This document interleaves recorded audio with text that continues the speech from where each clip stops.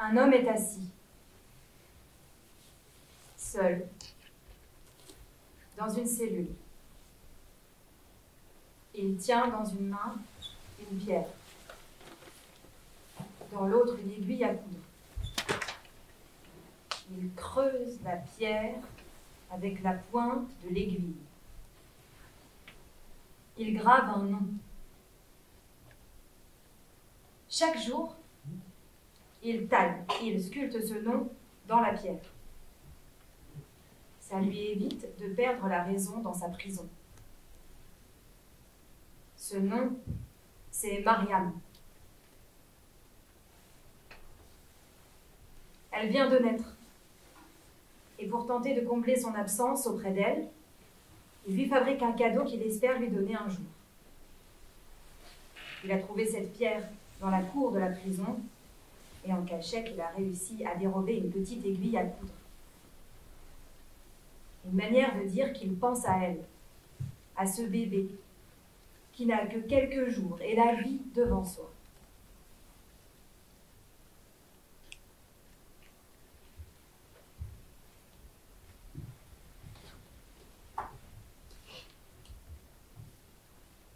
Il était une fois le ventre de la mère.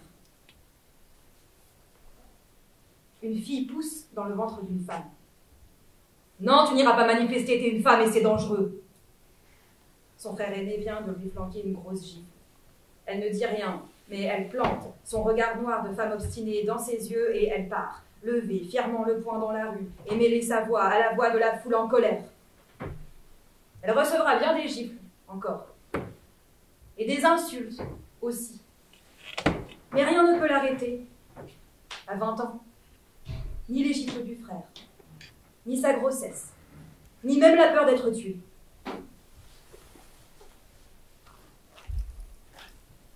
« 1980, Université de Téhéran.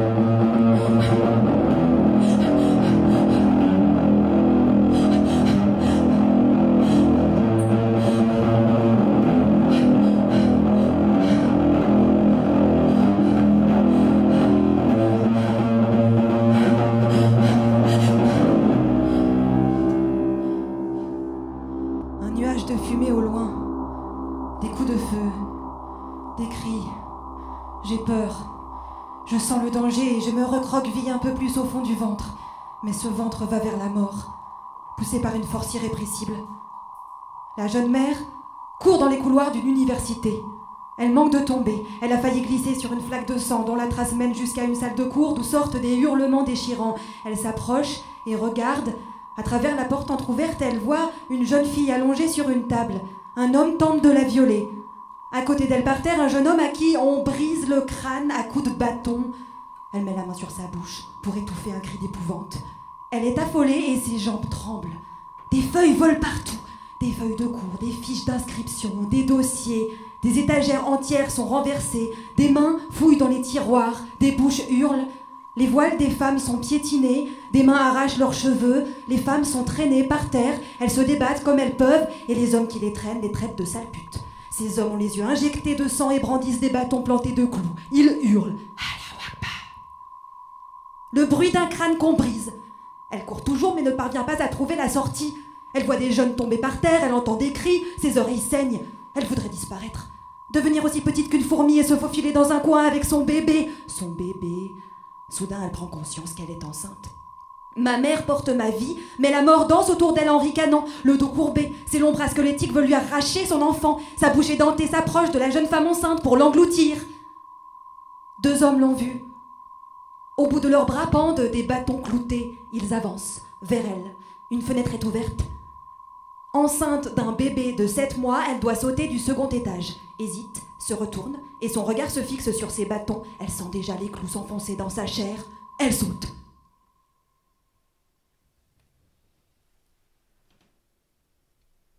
Elle saute. Et je tombe. Tu es suspendu en l'air et c'est moi qui tombe. Je tombe. Et ton ventre se creuse, je me tapis jusqu'à disparaître, je tombe. Et tu m'abandonnes dans ce ventre suspendu dans le vide. Tu me jettes hors de toi. Mon premier abandon. Ma première blessure d'amour. Ange sans aile. Ma folle irresponsable. Ma douce assassine. À cet instant-là, tu as creusé un trou en moi dans lequel toutes les angoisses de ma vie future prendront racine. Tu sautes et je meurs. Le temps d'une seconde dans ton ventre, devenu tombeau.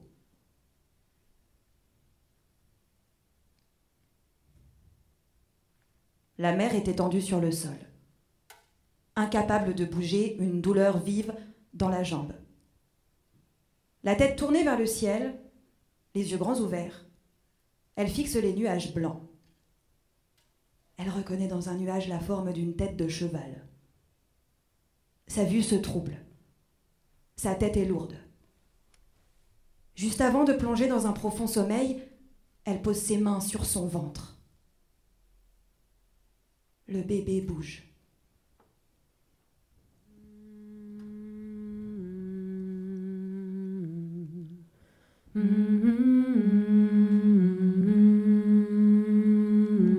Il était une fois les yeux de la mer. Elle passe des heures à regarder les yeux de sa mère.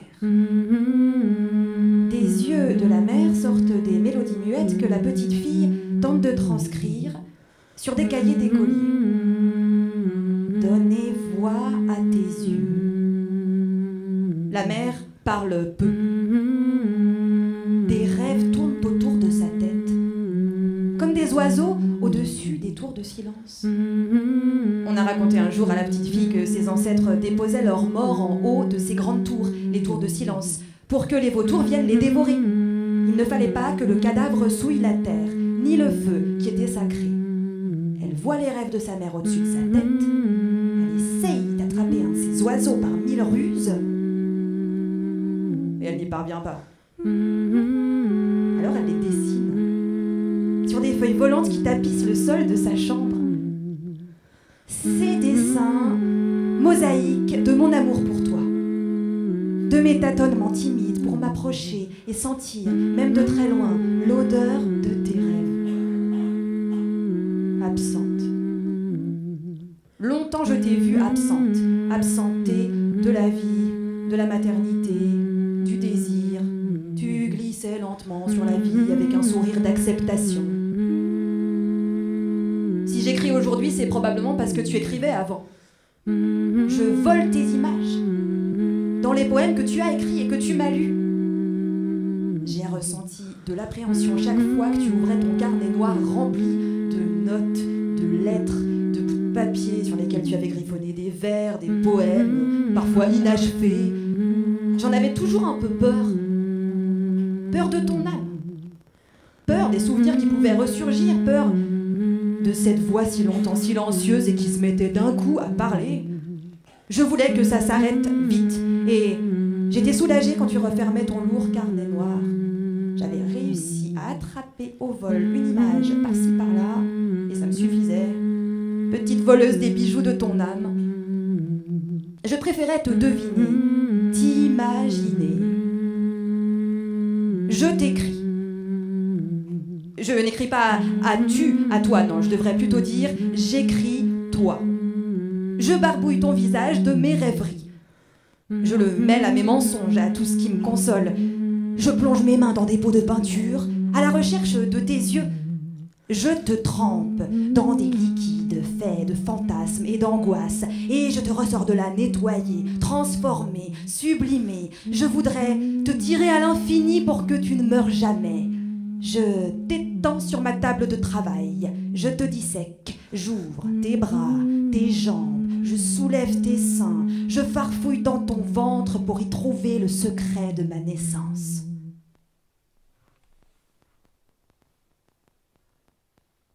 Nous marchons tous les trois dans la rue. Je suis assise sur les épaules de mon père.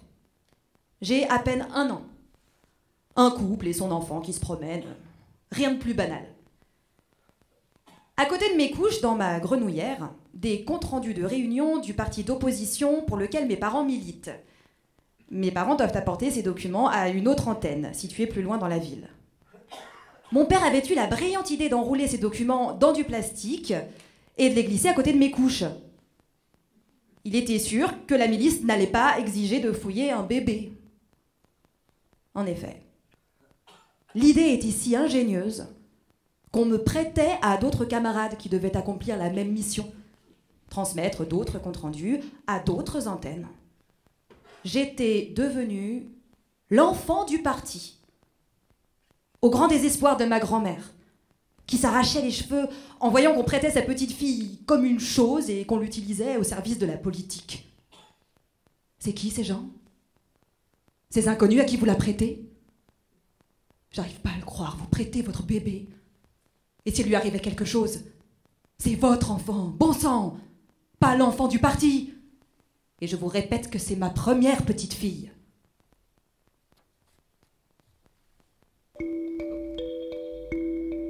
C'est mon anniversaire. J'ai 5 ans.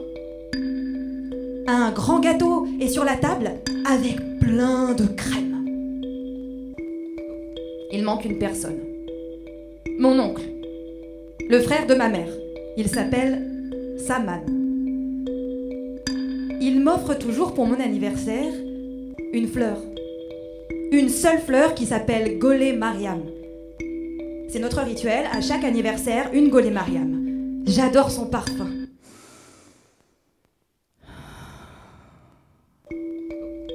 Cette fois-ci, il n'est pas là. Il ne viendra pas. Il n'y aura pas de Golé Mariam pour mes 5 ans. Le téléphone sonne. Ma mère décroche.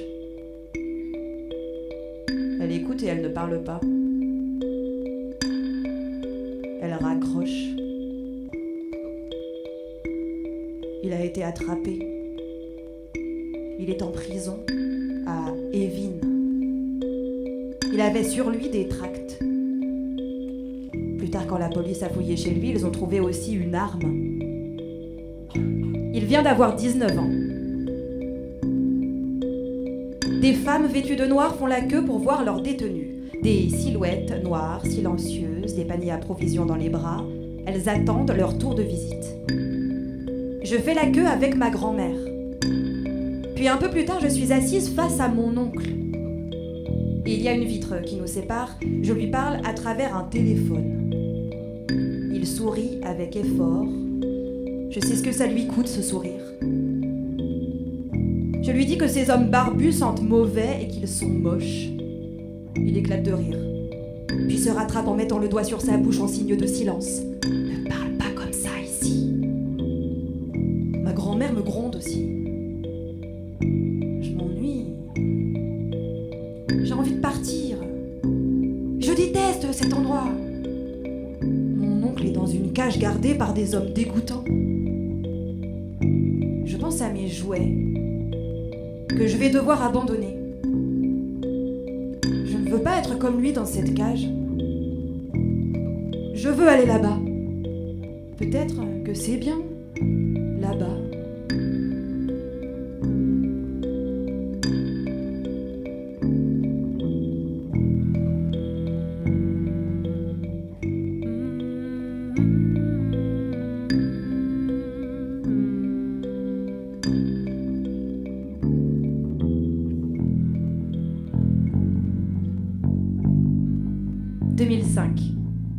Paris. Terrasse du café Sancerre, aux Abbesses. Il est tard, minuit passé, j'ai 25 ans. Mon oncle Saman est là, assis en face de moi. Ma mère aussi. Il parle sans cesse. Il n'a jamais été aussi bavard. Il a un peu bu. Sa langue se libère. C'est la première fois qu'il évoque la prison. J'ai passé 8 ans dans une des pires prisons au monde. J'y ai laissé mes cheveux, mes dents, ma jeunesse. Il boit une gorgée de bière.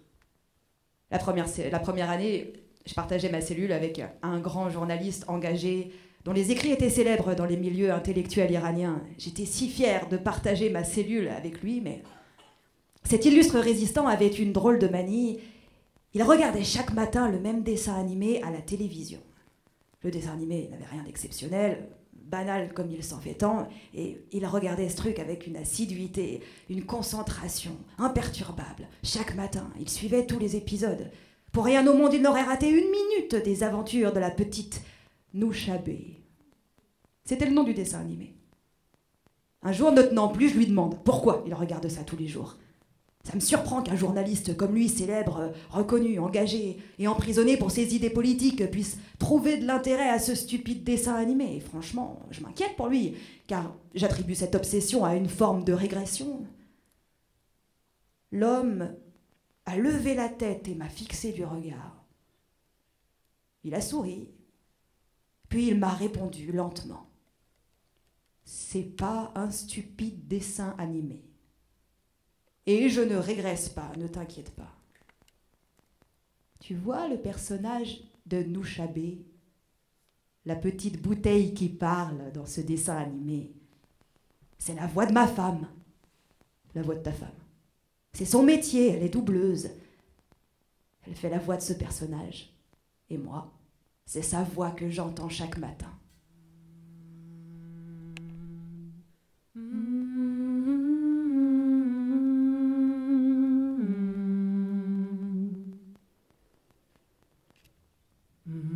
Je voudrais passer ma vie à récolter des histoires. De belles histoires. Dans un sac, je les mettrais. Puis, je les emporterai avec moi. Et au moment propice, les offrir à une oreille attentive pour voir la magie naître dans le regard. Je voudrais semer des histoires dans les oreilles de tous les êtres. Je veux que ça fleurisse. Qu'il en sorte des fleurs embaumantes, à la place de toutes les fleurs manquantes, absentes, de toutes les Gaul et Mariam qui auraient dû être offertes et qui n'ont pas pu l'être.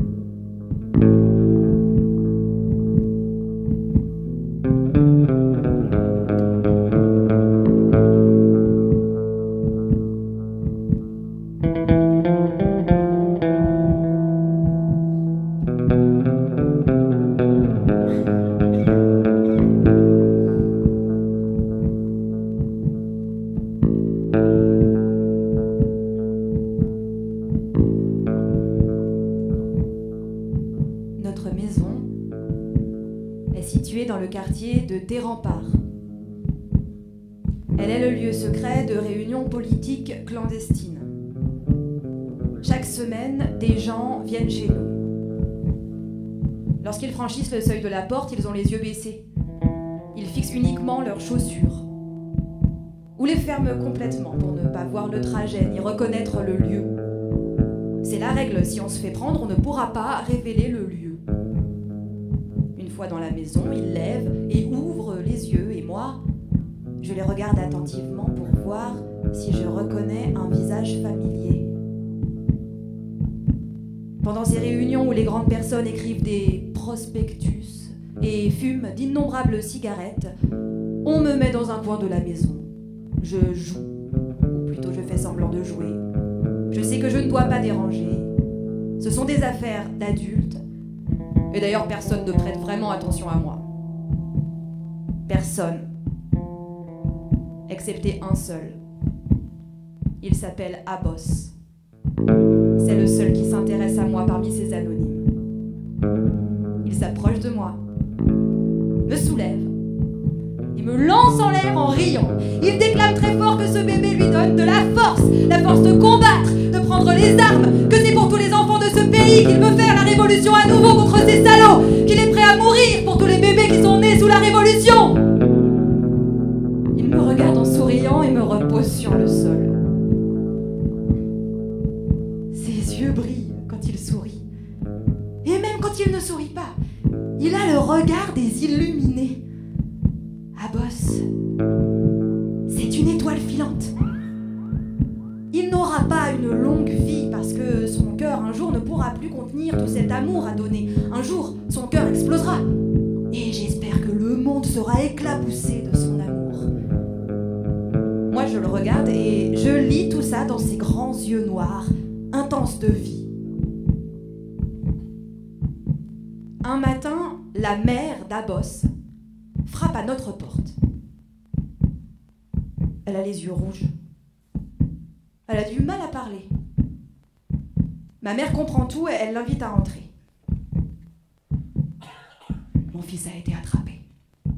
Ils sont venus en pleine nuit, il dormait. Ils l'ont arraché du lit, ils l'ont traîné dehors. Et le pire, c'est qu'ils ne lui ont même pas laissé le temps de s'habiller ni de mettre ses chaussures. Dans sa hâte, il n'avait réussi à enfiler qu'une seule sandale, une pauvre sandale en plastique. Et j'ai couru dans la rue derrière eux pour lui donner l'autre, mais c'était trop tard. Et la dernière image que je garde de lui, c'est son pied nu sur le goudron froid de la rue avant de disparaître dans une voiture. Elle ne dit plus rien. D'un geste lent, elle ouvre son sac et en sort une sandale qu'elle pose sur notre table. Voilà ce qu'ils ont laissé à sa mère. Voici ce qui me reste de mon fils. Une sandale en plastique. Et elle répète ce mot, elle le murmure avec des yeux écarquillés. Elle me fait peur, cette femme. Je recule et me cache derrière la jambe de ma mère. Elle a des yeux tout ronds qui semblent voir des choses que nous ne pouvons voir. Nous l'avons rencontrée quelques jours plus tard, dans la rue. Ma mère s'est approchée d'elle pour la saluer. Et elle nous a regardés étrangement, comme une bête traquée. Elle ne nous a pas reconnus. Ma mère n'a pas insisté, nous avons poursuivi notre chemin. J'ai demandé à ma mère pourquoi elle était comme ça, les yeux grands ouverts, mais vides d'expression. Elle était si inquiétante. Ma mère m'a répondu sèchement. Elle est devenue folle. Quelques mois plus tard, le père est mort d'une crise cardiaque. Et moi, je demandais toujours, et Abos ? Où est Abos ? On ne me répondait pas. Parfois, je laissais tomber ma question. Parfois, j'insistais de plus belle. Un jour, où j'insistais plus que de coutume en tirant la jupe de ma mère, elle me dit, avec une certaine culpabilité dans les yeux, « Il est devenu une étoile filante, là-haut dans le ciel. » C'est quoi cette histoire d'étoile filante ? J'étais plus que sceptique. Je me suis tournée vers mon père, bien décidée à obtenir la vérité sur le sort d'Abos. « Papa, où est Abos ? » Il est mort. On l'a fusillé en prison. Je reçois un choc. J'ai les larmes qui montent. Je cours, me cacher dans le jardin, au pied d'un figuier qui me protégera contre la folie des adultes. Je me demande si je ne préfère pas cette histoire d'étoile filante après coup. Abos, le jeune révolutionnaire, le grand amoureux de la vie, la sandale en plastique, le prisonnier, le fusillé. J'entends encore le murmure de cette pauvre mère qui a répété jusqu'à la fin de sa vie ces 4 mots. Une sandale en plastique. J'entends le murmure de toutes les mères qui répètent chacune leurs mots de douleur, leurs mots écorchés vifs, leurs mots d'injustice.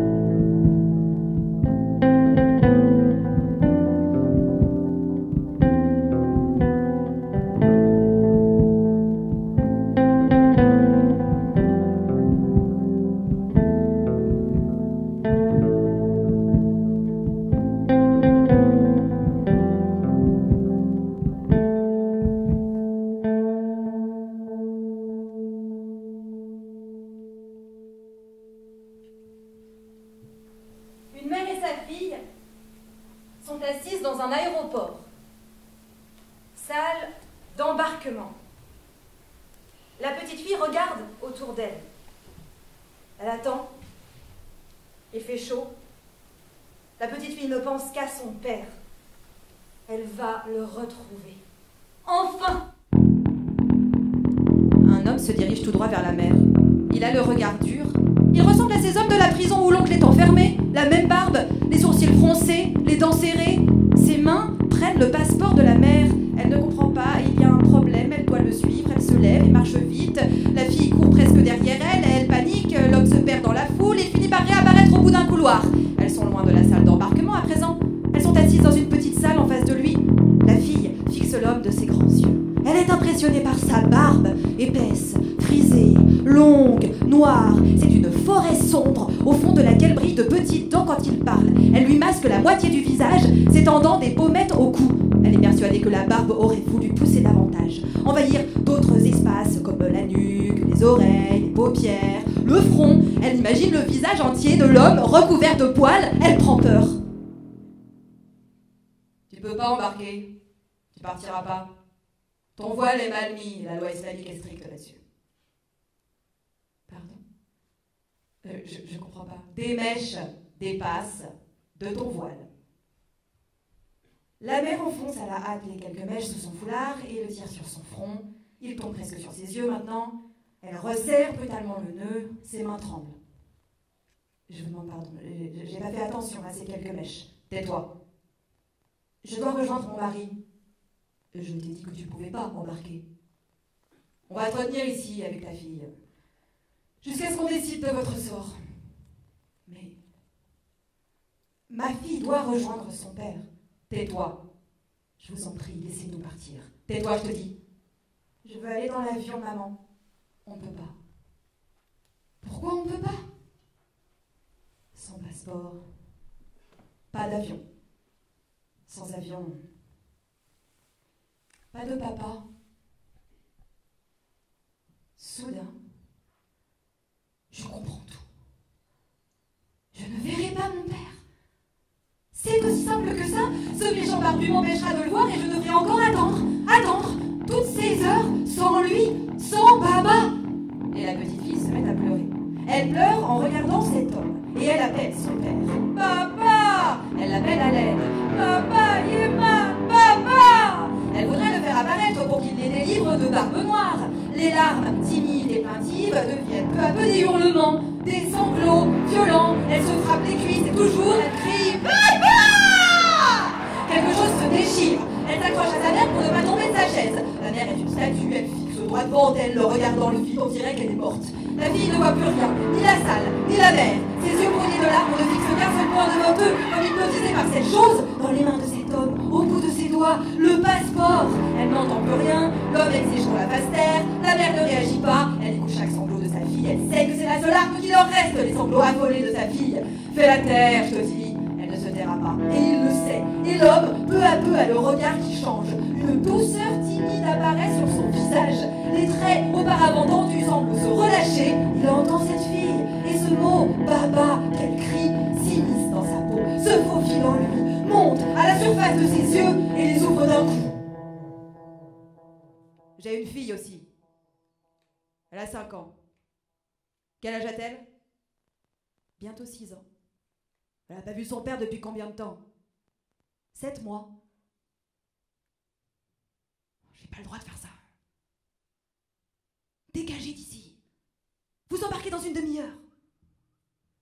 Il nous jette le passeport que ma mère attrape au vol. Nous courons. Nous bousculons des gens, nous heurtons des valises, nous sautons par-dessus des obstacles. Nous dansons pour échapper à la mort. Je suis agrippée à ta main, tu vas beaucoup trop vite, mes pieds touchent à peine le sol. Je vole avec toi.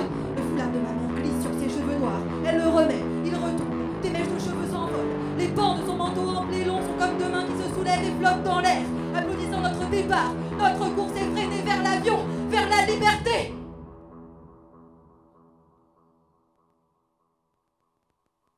Je t'aperçois à travers les grandes portes vitrées qui séparent les passagers de ceux qui les attendent. J'ai envie de courir de sauter. Je ne tiens pas en place.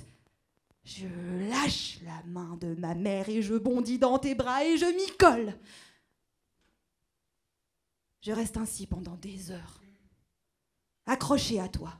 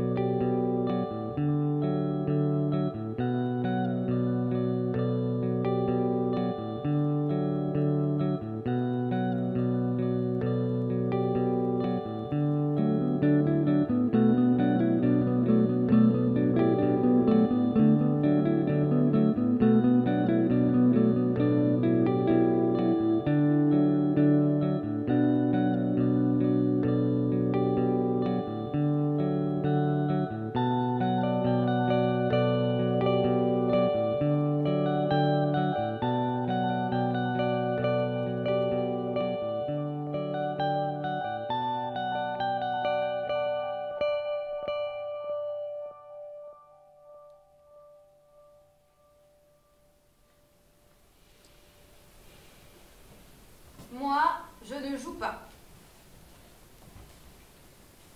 Je suis assise sur un banc, seule, dans une cour avec de grands arbres, et au fond de la cour, un mur sur lequel est peinte une fresque qui représente des enfants qui jouent. Reflet exact de ce qui se passe autour de moi. Des enfants jouent. À la marelle, à la corde à sauter, frappent dans un ballon, font glisser des billes, tapent sur des images, crient 1, 2, 3, soleil, se cachent, deviennent des chats perchés et écoutent ce que Jacques a dit. Mais moi, je ne joue pas. Tous ces enfants qui crient et qui s'amusent et pas un seul qui m'appelle. Première expérience de la solitude. Je n'ai personne avec qui jouer. Alors je fais semblant d'être occupée. Je cherche quelque chose par terre comme si j'avais perdu un objet. Je me promène dans la cour, je ramasse des feuilles tombées des arbres. Je joue à la fière qui a choisi d'être seule. Ne surtout pas paraître misérable aux yeux des autres enfants. Ça m'angoisse. Combien de temps va durer cette mascarade? Les enfants me frôlent en courant. Les toucher. Leur parler. Mais comment? Je ne comprends pas leur langue et personne ne comprend la mienne. Comme j'ai détesté ces premières récréations.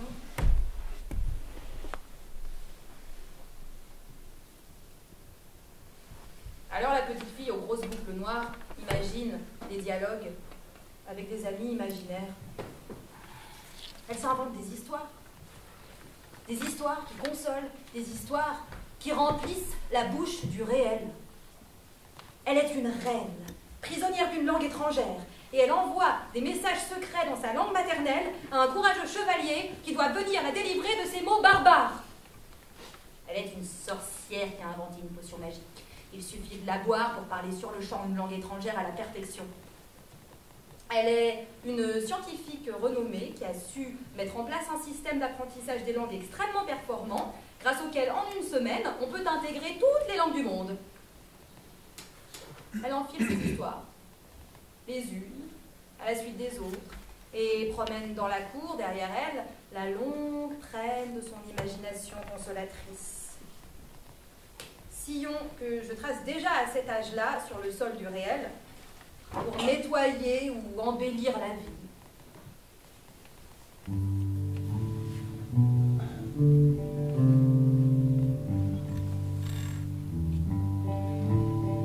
Quelques semaines ont passé. La petite fille ne parle toujours pas à ses camarades. Elle ferme obstinément la bouche. Bouche scellée, mais yeux et oreilles grands ouverts. Elle prend, elle enregistre, elle digère tout ce qu'elle voit et entend. Mais elle ne parle pas. Pourtant, elle a très bien appris cette langue, puisqu'elle pense déjà en français dans sa tête, et imagine des dialogues où elle se défend et prouve à tous qu'elle la parle très bien. Les autres enfants de l'école la regardent avec un air de fausse compassion, mêlé de moquerie. Elle est l'étrangère, celle qui ne parle pas un mot de français, la muette, la martienne, la pauvre. Je me souviens de mes phrases dans la solitude de ma tête. Je me vois me promenant dans la cour de l'école, toujours seule, toujours dans ma bulle. Je remuais un tas de mots dans la tête, je formais des phrases, je prenais la parole en public et expliquais à tous que je n'étais ni muette, ni étrangère, ni martienne, mais préférais juste garder cette nouvelle langue pour moi. Pour le moment, ça ne sort pas encore, je ne veux pas, je n'ose pas. La petite fille couve sa langue, comme une poule son œuf. Il lui faut cette phase de gestation lente et solitaire, bouche scellée, mais extrême attention portée à chaque nouveau mot. Et le monde des adultes qui s'inquiète, comme toujours. Mariam ne parle toujours pas. Je suis un peu inquiète en tant qu'institutrice. Cela fait quand même 4 mois. Et pas un mot. Pauvre enfant, elle est traumatisée. Mariam ne parle toujours pas, elle fait un blocage. En tant que parents, on est très inquiets. Pourquoi Mariam ne parle toujours pas français? Notre fille à nous a appris très vite, et maintenant on ne peut plus l'arrêter de débiter en français. Vous devriez aller voir un psy. Allez, dis un mot, montre-moi que tu sais parler français. Fais-moi plaisir. Cet enfant nous tuera. Après ses dessins terrifiants, ses crises de nerfs la nuit, sa grève de la faim à la cantine, maintenant elle refuse de parler, mais que va-t-elle devenir? Mais elle se tait et se fiche de l'inquiétude des adultes tortionnaires. Elle se réfugie dans sa chambre et écrit en cachette chaque mot appris qu'elle répète tout doucement. Surtout personne ne doit l'entendre ni découvrir son secret. Je suis une sorcière qui prépare une nouvelle langue et je ne veux pas qu'on me presse. Je vais bientôt mettre au monde mon français. Comme un enfant qui va naître, je le sais, je le ferai quand ce sera prêt. La langue prend forme dans le secret de ma bulle, de mon monde intérieur, mon placenta à moi. Nous sommes à table.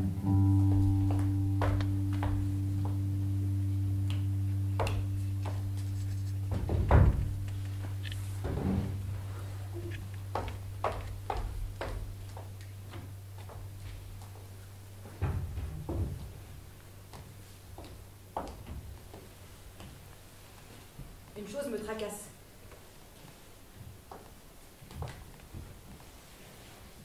À l'école, un enfant m'a dit « cochon ». Je ne sais pas ce que ce mot veut dire. J'ai senti une certaine moquerie dans la voix. J'en parle à mes parents. Ils ne savent pas non plus le sens de ce mot. Nous prenons un dictionnaire français-persan. Mon père éclate de rire. Il nous donne la traduction. Ma mère se met à rire aussi. Mais moi, ça ne m'amuse pas du tout. Je me suis fait traiter de cochon et je n'ai même pas compris l'insulte. Et ce devant tous les autres enfants de l'école. Combien de temps vais-je encore rester sans voix et ne pas répondre au sarcasme que ces sauvages m'adressent? C'était un dimanche matin. Comme tous les dimanches matins, nous prenions le petit déjeuner en famille. Mon père avait fait des œufs brouillés et du thé. La télévision diffusait un de mes dessins animés préférés, l'inspecteur Gadget. Soudain, c'est sorti. J'ai enfanté mon français.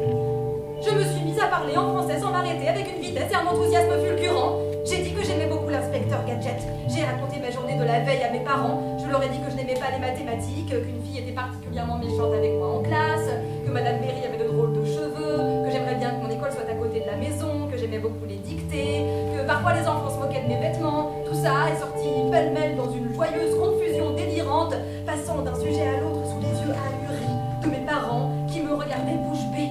Les mots se pressaient pour sortir, impatients qu'ils étaient. Ça fusait dans le petit studio, ils volaient, ils dansaient, ils budaient contre les meubles, ils s'élançaient de ma bouche comme des flèches et touchaient le plafond et les murs, ils virevoltaient sur eux-mêmes, soulagés d'être enfin libérés de ma bulle intérieure, enchantés de pouvoir enfin communiquer avec les autres.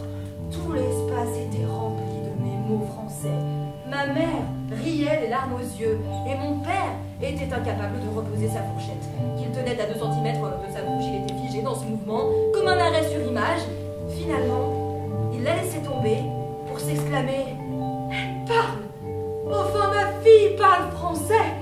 Ton français est incroyablement bon! Parle encore, je t'en prie, je veux encore t'entendre parler cette langue! » La petite fille qu'on surnommait la muette est devenue par la suite une élève très bavarde. Au point que chaque trimestre, tous les professeurs écrivaient « avertissement pour bavardage » dans la case des appréciations de ces bulletins scolaires. Du CE1 à la terminale.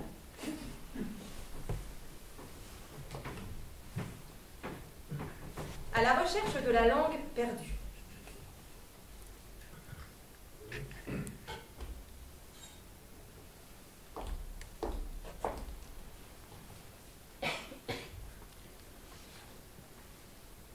Il était une fois une petite fille qui cherchait sa langue. Elle cherchait sa langue lorsqu'elle marchait dans les rues. Elle tendait l'oreille attentivement dans l'espoir de saisir un ou 2 mots familiers. Elle observait les gens avec ses grands yeux noirs pour tenter de reconnaître la musique de sa langue maternelle. Où est passé le persan? Se demandait-elle. Elle pensait au début que la langue lui jouait un tour. Le persan s'était déguisé en français pour un temps, et bientôt il réapparaîtrait à nouveau. Puis, elle se dit que le persan n'avait peut-être jamais existé, que c'était un rêve. Ensuite, elle sombra dans une profonde mélancolie en pensant que le persan était mort, comme meurent les personnes, les animaux, les végétaux, comme tout ce qui vit sur cette terre. Une langue peut donc mourir. Mais se ressaisissant, elle envisagea un temps de l'enseigner à tout le monde. Ainsi tout le monde la parlerait à nouveau. Mais devant l'ampleur de sa tâche, elle baissa les bras. Découragée, comment l'enseigner à des millions de personnes quand elle sait à peine l'écrire et la lire? Elle se tourna vers ses parents. Eux avaient peut-être la solution. Pourquoi personne ne parle le persan? Parce qu'on est en France. En France, on parle le français. Avant, on était où? On était en Iran. En Iran, on parle le persan, mais enfin, c'est quoi ces questions? Tu le sais tout ça? Tu vas apprendre une nouvelle langue, le français. Mais le persan est mort? Mais non, il n'est pas mort, nous parlons, nous. Tu vois bien, seulement nous. Ça fait pas beaucoup, si on meurt, le persan meurt aussi. 75 millions de personnes parlent le persan en Iran. Et si on fait le total dans le monde entier, il y a environ 100 millions de locuteurs. Ne t'inquiète pas, ta langue ne va pas mourir aussitôt. Pourquoi on est venu dans un pays où personne ne la parle? Nous t'avons déjà expliqué tout ça. En France, on est libre. C'est une démocratie. Nous avons choisi ce pays parce qu'il incarne pour nous la liberté d'expression. Tu le comprendras un jour. Ainsi, dans la tête de la petite fille, sais-tu le persan? Sa langue a foutu le camp. Son unique espace est la mansarde où elle n'osera jamais inviter un camarade de classe de peur qu'on découvre sa pauvreté. Ainsi sais-tu le persan. La petite fille comprend qu'ici il ne sert à rien de le parler, personne ne lui répondra. Alors, il se passa quelque chose d'étrange. Elle avala sa langue. Elle ferma les yeux. Et elle engloutit sa langue maternelle, qui glissa au fond de son ventre, bien à l'abri, au fond d'elle, comme dans le coin le plus reculé d'une grotte.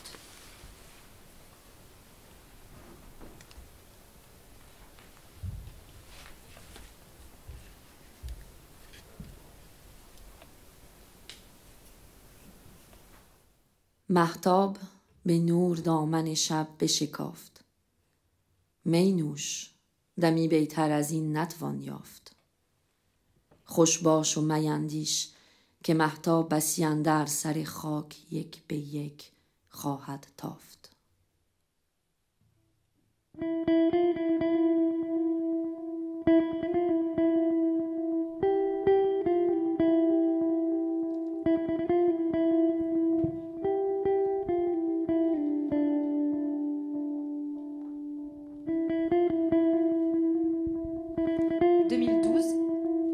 Iran, quelque part sur la route entre Téhéran et Massad.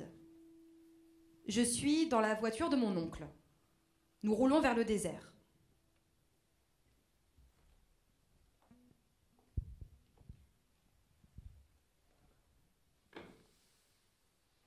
Daïsaman, pourquoi tu as appris le français? Je vais te raconter comment j'ai rencontré le français. C'est encore une histoire qui va te plaire. J'allais avoir 19 ans. C'était quelques mois avant de me faire emprisonner. J'étais chez des amis, on discutait politique, comme toujours à cette époque, on fumait beaucoup. Et soudain, quelques notes de piano se sont élevées au-dessus du brouhaha de nos paroles. J'ai tendu l'oreille. Je me suis levée jusqu'à cette musique. J'ai écouté le morceau en entier sans comprendre un seul mot, la tête penchée sur le vieux lecteur de cassette. Je soupçonnais là quelque chose de très poétique et pathétique à la fois. J'étais séduit. Je demande ce que c'est. On me répond que ça vient de France, que le type qui chante s'appelle Brel. Ces mots français, ces sons, ce R jamais entendu avant comme ça. Et le son E, comme dans bonheur, cœur, ça venait tout ça. Et j'avais envie de savoir, de déchiffrer leur sens caché. Je voulais apprendre cette langue. Ensuite, tu connais l'histoire, j'ai été arrêtée et emprisonnée. J'ai appris le français en prison. C'était pas simple parce qu'il n'y avait qu'un seul manuel de langue française. La méthode Mauger. Un seul exemplaire pour tous. On avait trouvé une combine pour l'imprimer. L'unique exemplaire circulait de main en main. Quand le livre parvenait dans les mains d'un détenu, il devait recopier à la main quelques pages.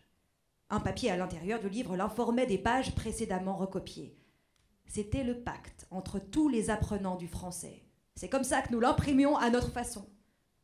Au fur et à mesure des années, il existait dans la prison d'Evin plusieurs copies de la méthode Mauger qui circulaient sous le manteau.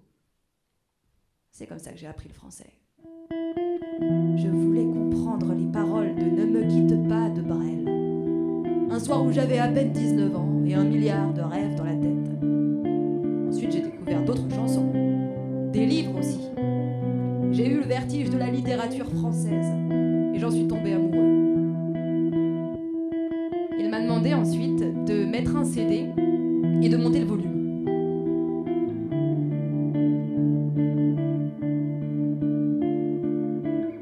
Je reconnais les premières notes. Mon oncle se met à chanter. Je l'accompagne, nous connaissons par cœur les paroles.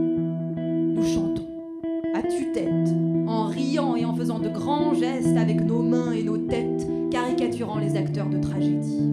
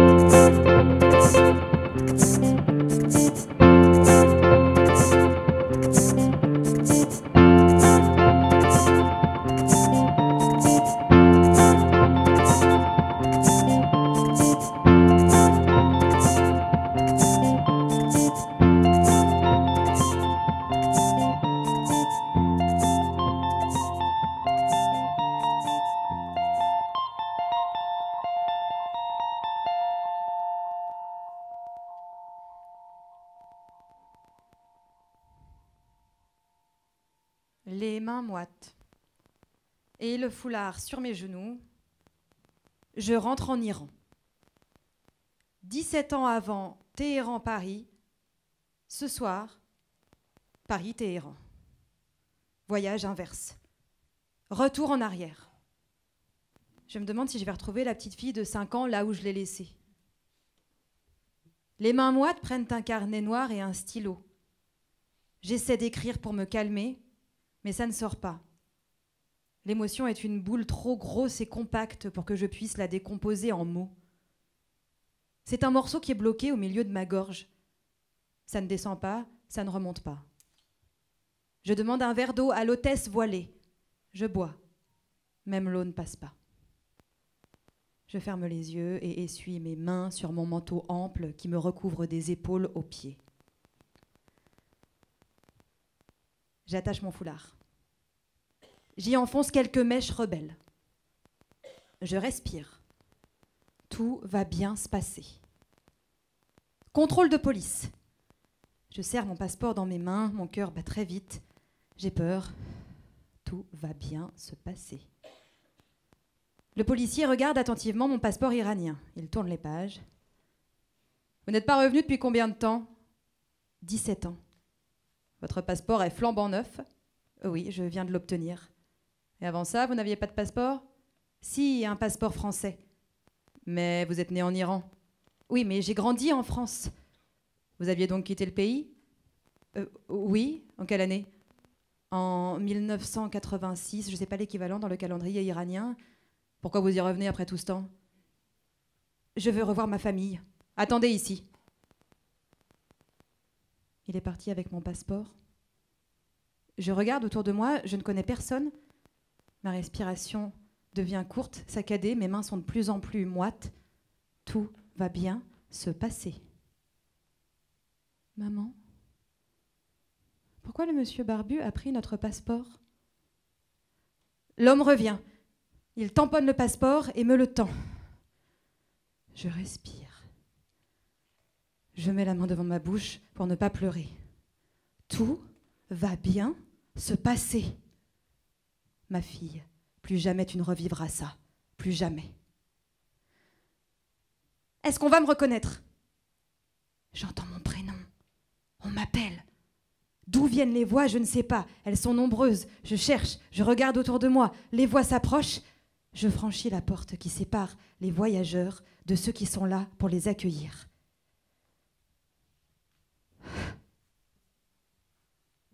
Je vous vois. Je reconnais certains visages. C'était vous qui m'appeliez tout à l'heure. Je plonge.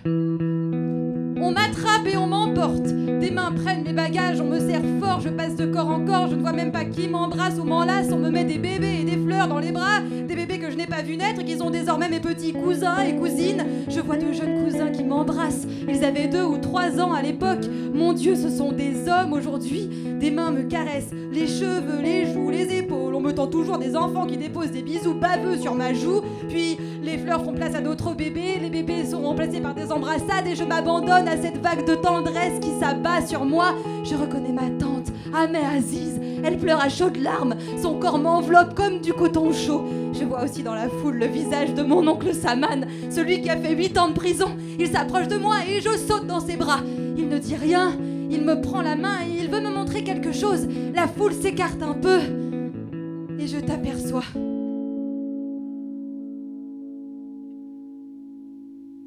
Tu es là.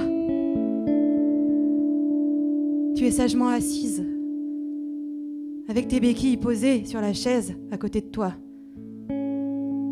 Tu as noué sur ta jolie tête un foulard vert clair et tu as un long manteau bleu marine.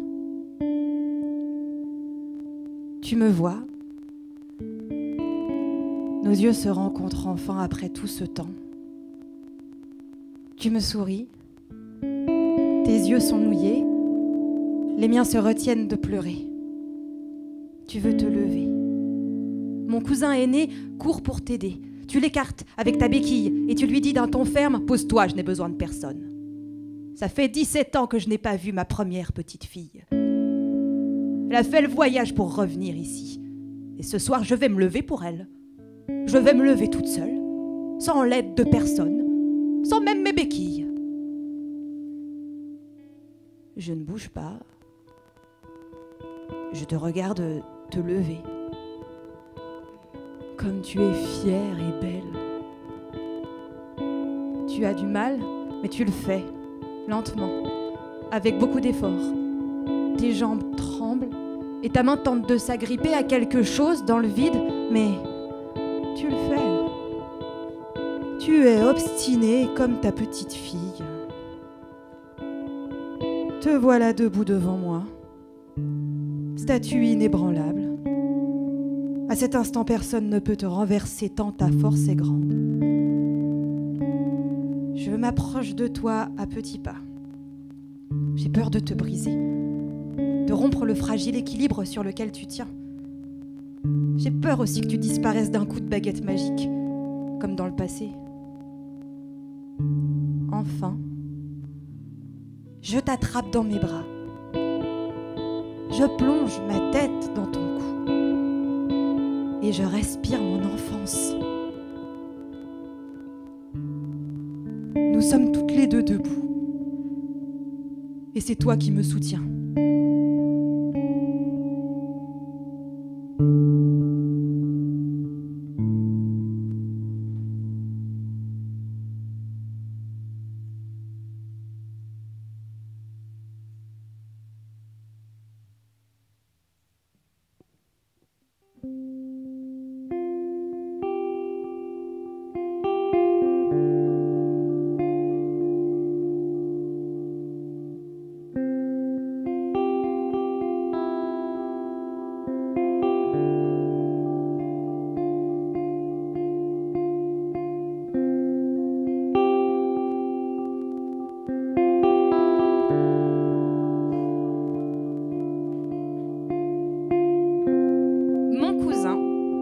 Habite une grande maison dans le centre de Téhéran. Et ce soir, il organise une grosse party. Pour me prouver qu'à Téhéran, les jeunes ont un sens aigu de la fête et rien à envier aux jeunes occidentaux. Ils ont recouvert les vitres de la maison de papier aluminium pour ne pas être vus de l'extérieur. Je n'ai jamais vu autant de bouteilles d'alcool, de cocaïne, d'ecstasy défiler sous mes yeux. Je parais finalement très sage comparé à eux.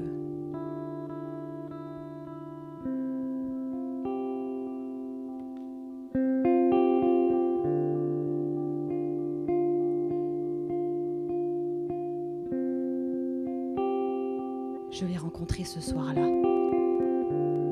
2 grands sourcils noirs. Gardien de son regard indomptable, intrépide, de purs sourcils d'Iranien. Ses yeux ont la couleur de la terre brûlée et du goudron, mêlés à des éclats de nuit. Sa peau mate raconte un tas d'histoires. Elle est tatouée de nombreuses cicatrices. Coups de couteau, lames de rasoir, brûlures, éclats de verre, coupures, comme tu maltraitais ton corps. Accidents de moto, de voiture, règlement de compte, bagarre, désir de mourir, fièvre du danger, flirt avec la mort, châtiment en prison, automutilation. Tu avais des fautes à expier. Je ne pourrais pas te chanter le cantique des cantiques. Non, mon bien-aimé n'est pas frais et vermeil. Sa tête n'est pas d'or, ses joues ne sont pas des parterres d'aromates, des massifs parfumés, son ventre n'est pas une masse d'ivoire couverte de saphir. Ses jambes sont peut-être des colonnes de marbre, mais elles ne sont pas posées sur des bases d'or pur. Mon bien-aimé a la peau tailladée de 1000 blessures. Sa tête, de charbon, est vallonnée de bosses. Sa peau a l'éclat du bronze et la dureté du cuir. Ses joues sont parsemées de petites entailles roses. Son torse est un maquis incendié.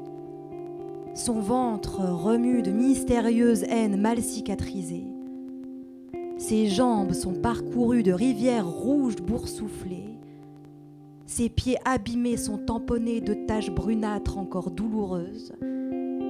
Et de tout son corps émane une odeur de sueur, de gasoil et de riz beurré. Ta peau est une tapisserie iranienne. Elle me raconte des histoires persanes qui sentent le sang et la violence. Étrange livre que tu me laissais parcourir au fur et à mesure de nos étreintes amoureuses. Sur ton front et ta joue, il y a une cicatrice. J'avais 16 ans, une fille que j'aimais comme un fou m'a quittée. Et après le dernier coup de fil que j'ai reçu d'elle, j'ai foncé dans la fenêtre de ma chambre et la vitre s'est brisée sur mon visage. Sur ton cou, il y a une trace de brûlure. Accident de voiture, je conduisais ivre-mort, je suis rentrée dans un mur. La ceinture m'a brûlé la peau, je voulais mourir. Sur ton torse, juste à côté du cœur, une belle balafre. Je venais de me disputer très violemment avec mon père. J'ai vidé une bouteille de tequila tout seul. Puis j'ai saisi un couteau de cuisine et j'ai ouvert ma peau. Pour aller encore plus loin dans la douleur, j'ai aspergé la plaie de sel et de citron. C'était ma tequila paf à moi. Sur ta cuisse, une grande cicatrice qui la traverse. Une fille se faisait emmerder dans la rue par des mecs. J'ai voulu la défendre. Je me suis battue avec les mecs. Ils étaient 4, l'un d'entre eux m'a donné un coup de poignard dans la cuisse. La fille a réussi à s'enfuir. Sur ton genou, un truc dur sous la peau. C'est une vis qu'on m'a greffée. Accident de moto. Je faisais la course comme un con avec un autre motard. J'ai dérapé. Mon genou s'est explosé par terre. Sous la plante de tes pieds, des taches brunâtres. C'est des brûlures de cigarettes. Je me suis fait attraper parce que je vendais du shit. On m'a fait ça en prison pour que je révèle le nom des mecs qui me fournissaient la drogue. Si je me rasais la tête, t'en verrais d'autres. Des bouteilles, des verres. On m'a éclaté sur le crâne pendant de grosses bastons dans la rue. Ou dans les soirées. Et je suis tombée amoureuse de toi. Je suis tombée amoureuse d'un grand voyou de Téhéran. Encore une fois, l'Iran m'est tombé dessus. Son poids ne m'a pas écrasée. Tes blessures ont pansé les miennes. Tu conduis une moto, je suis assise derrière, je serre fort tes hanches robustes de géant. Mon foulard glisse sur mes cheveux, des mèches s'envolent, je goûte à une liberté délicieuse faite de risques et de folie. Tu me dis des mots d'amour tout en conduisant, tu cries « Je suis fou de toi, mademoiselle la parisienne, moi le lascar sauvage de Téhéran !» Je ris et chaque morceau de rire est emporté par le vent chaud qui souffle dans cette ville en ce mois d'août 2003 pour tomber dans l'oreille d'un ou d'une passante. Les heures passées sur cette moto, les ruelles malfamées et pauvres du sud de Téhéran que tu m'as fait découvrir, la pauvreté, les visages vus, la religion macérée, le tchador noir des femmes corbeaux, visage caché, des enfants jouent au foot avec un ballon à moitié crevé, les commerçants et leurs échoppes misérables, les maisons délabrées où s'échappent des odeurs de curcuma et de riz, les hommes égrènent leurs chapelets et caressent leurs barbes, les passants nous regardent traverser ces rues, ils tournent la tête sur notre passage, mon foulard rouge et mon manteau jaune, ton t-shirt vert et ton jean bleu sont les seules taches de couleur dans ce paysage délavé, recouvert de poussière. Nous sommes des étoiles filantes de couleur sur une toile grise.